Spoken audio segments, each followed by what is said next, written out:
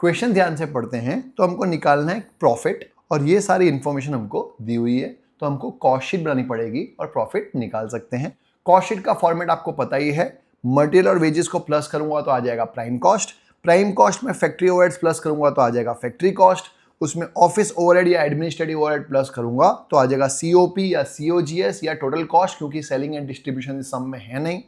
उसमें profit plus करेंगे तो आ जाएगा सेल्स। इसमें से मटेरियल और वेजेस दिया हुआ है, मटेरियल दिया है 3 लाख और वेजेस दिया हुआ है 6 लाख। वेजेस और लेबर एक ही होता है, तो देखिए मटेरियल लिख दिया 3 लाख और वेजेस लिख दिया 6 लाख, दोनों को प्लस किया तो हम पहुंच गए प्राइम कॉस्ट पे जो आ गया 9 लाख।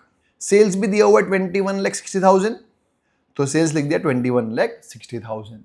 अब फैक्ट्री ओवरहेड्स के लिए क्या बोला है वो पढ़ते हैं। ऐसा बोला है factory overheads are 40% of factory cost. Factory overheads जो है वो 40% है किसके? फैक्ट्री कॉस्ट के।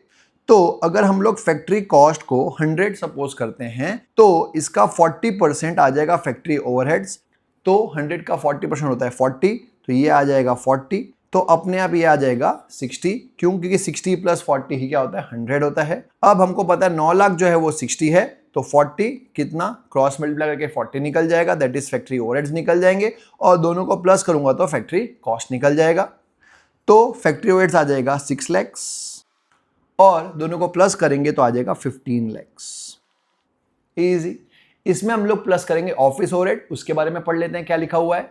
ऐसा बोला हुआ है administrative expense that is office overheads are 20% of cost of production, मतलब कॉस्ट ऑफ प्रोडक्शन का 20% निकालूंगा तो क्या आ जाएगा? एडमिनिस्ट्रेटिव एक्सपेंस आ जाएगा। अब सीओपी तो मेरे पास है नहीं, तो मैं क्या करूंगा इस बार? सीओपी को 100 सपोज कर लूंगा। समझ लीजिए सीओपी कितना है? 100 है। अब इसका 20% निकालूंगा तो ऑफिस आ जाएगा, तो ये फैक्ट्री कॉस्ट अपने आप आ गया 80, क्योंकि 80 प्लस 20 क्या होता है? 100 होता है।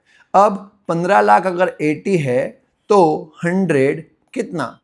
क्रॉस मल्टीप्लाई करूंगा तो मेरे पास सीओपी भी आ जाएगा और बीच का फिगर ऑफिस ओवरहेड भी आ जाएगा, तो ये आ जाएगा 18,75,000 और ये आ जाएगा 3,75,000।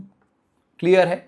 अब हमारे पास टोटल कॉस्ट या सीओपी आ चुका है, क्योंकि इस सब में सेलिंग एंड डिस्ट्रीब्यूशन तो है नहीं, तो सीओपी, सीओजीएस और टोटल कॉस्ट एक ही है, और हमारे पास सेल्स तो है, तो इन दोनों का बीच का फिगर निकालूंगा तो मेरा प्रॉफिट आ जाएगा, जो आएगा 2,85,000, और ये हमारा आंसर भी है प्रॉफिट।